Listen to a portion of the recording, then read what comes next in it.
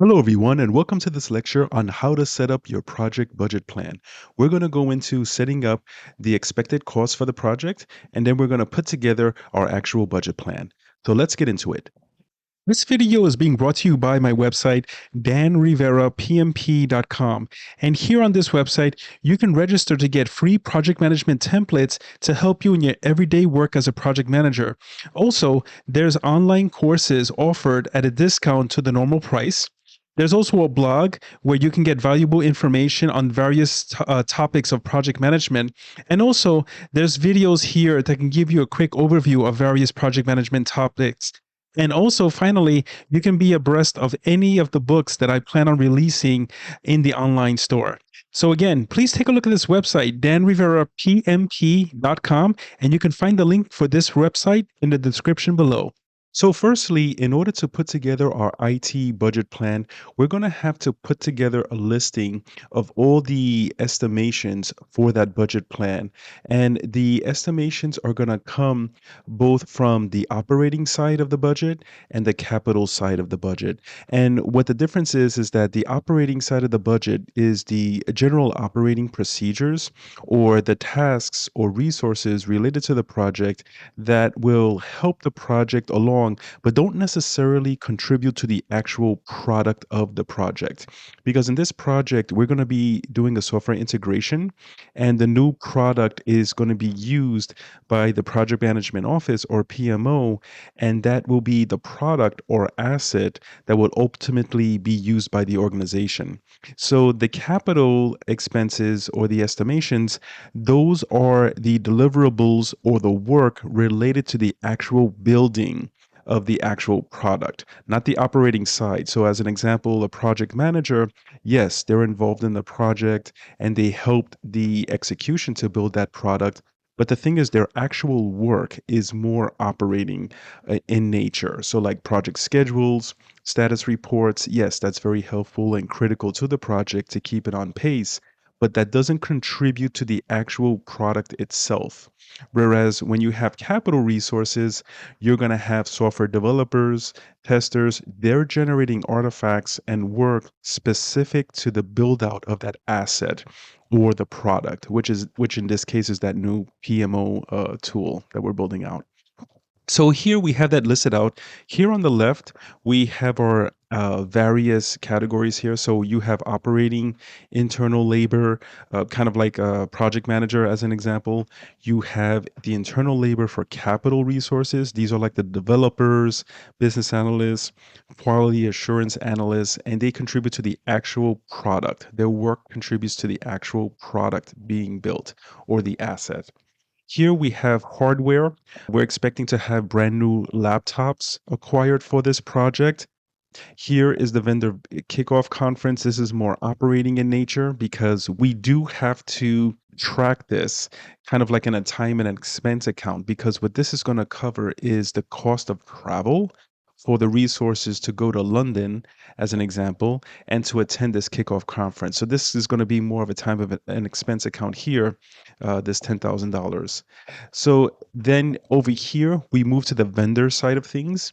We have vendor operating processes where here the vendor is delivering actual work to the product, like we mentioned before here with the internal labor. So that's going to be a capital expense because they're contributing to the actual asset. And then here, the project closure for the vendor is more operating. These are the activities that will close out the project, but not necessarily contribute to the actual asset itself, as these are just standard operating procedures to close the project. And then here, another item here is the software licensing. So this is the cost to actually use the software. And since this is contributing to the actual development of the product, we have that noted here as capital. So as you can see here, for internal labor, we've derived these particular amounts for each of the months from January to May. And the assumption here is that this is the project timeline after discussion with the project team, this is the timeline that's been approved from the senior stakeholders. Internal labor, this is discussions with resource management. And if there's no resource management, then it's the functional management. So this internal labor process is acquiring how many hours per month the resource is going to be, what is their cost per hour, depending on the location they are in the world. So you take that cost, multiply it by the hours, and you derive these values here that you see. Hardware, we're expecting laptops to be delivered in January. The vendor kickoff conference is going to happen in January. And then here you have the vendor deliverables. This is a combination of testing, development. So whatever deliverables the vendor is going to be producing for the client organization from February to May, these are the expected costs here. And then project closure, of course, you have that at the end in May. And the software licensing, you have 1,000 per month. Now, these values that you're deriving here have to be through discussions, or maybe the vendor's providing documentation listing out the expenses. So it involves either discussion or analytical work with a particular entity to come up with these numbers. The project manager cannot work in a silo to develop these numbers. There needs to be a lot of coordination to develop this estimation list. Once you have your estimations here, now it's going to be time to actually plot these estimations onto the budget plan. So I'm going to switch over here to the budget plan, and I'm going to start with the capital portion of the budget plan. And here, what you have is the actual budget, this amount here. This is what has been allocated to this project from the senior management during the program meetings. There's various aspects of the budget that are going to be allocated to different projects. So these amounts that you're seeing here, this is the amount of money that has been allocated to your project based on the cost of the project and the expected costs that are going to be realized by this project. So you have that here, 50,000. And then here in the estimations, this is going to match up with what you've listed here. For each month, you're going to have specific costs. And so the project manager came in here and put in the appropriate estimations here for these particular columns for each month. So that's the difference there between the budget and the estimation. This budget has to be plotted for a particular month based on when the project manager is expecting the cost to be realized. So, for example, this July budget is taken and plotted into the January fiscal month. And then here, as another example, you have a $5,000 budget, and the project manager is expecting that to be realized over the course of the project. This is the software licensing expense here. And again, you see the various accounts broken out here by the type. And at your organization, you may have different or even more accounts here. But I'm just here to explain the general concept, but things at your organization may work differently. So this process continues of plotting the expected expenses that will be realized per month. And then you notice here that there's differences. So the actual is the actual cost realized. And then here you notice a difference. Now, the difference is not really the difference between the estimation and the actual, it's really between the estimation and the budget. For this particular worksheet, since we're doing it manually, once you realize the actual for that month, then the estimation becomes that actual. So, like for example, if we realized $40,000 here, the estimation will become the actual amount. And the reason why is because this is no longer an estimation. Since the January fiscal month is over, this estimation becomes the actual.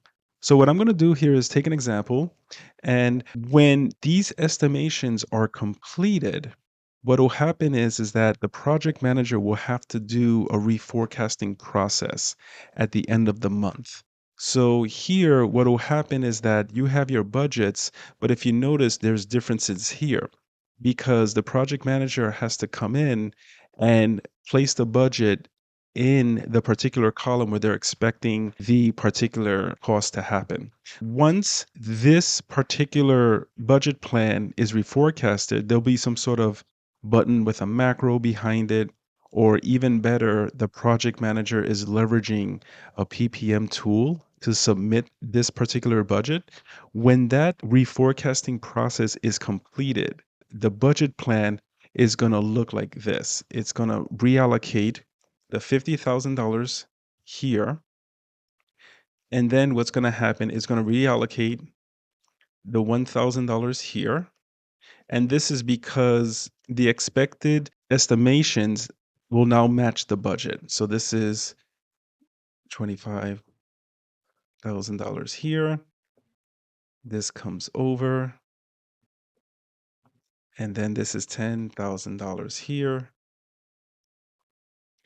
And then just to make it easier, what I can do is I'll just copy and paste this here. Now keep in mind, this would be automated. Most likely you're using a PPM tool to do this, to manage your finances. So you're not going to see all this, but I'm just doing this for demonstration purposes. But now you notice all your variances are gone. So like, let's say here, if you're only realizing $40,000 in hardware expense, maybe there was a discount or an item such as that effect. So you have the $40,000 and the estimation is 50, but since the fiscal month is over, this actually becomes 40,000. So now you have a variance of $10,000 here. So the question becomes, what do we do with this? This is extra money that we can put toward other accounts. So like for example, if the software or the internal labor, especially because that fluctuates up and down, if we're under budget on internal labor, you can transfer the extra 10,000 you have here to cover for the shortages here. But for that, you have to be careful because it depends on the processes established at the organization as to how you handle these particular differences. So this is just a short example of how to populate your project budget. I just wanted to show you how to set this up to get yourself ready to manage the project overall and to have the project budget executed for your project. And of course, if you have any questions, please let me know. And I'd like to hear from you. So take care. Thanks for watching.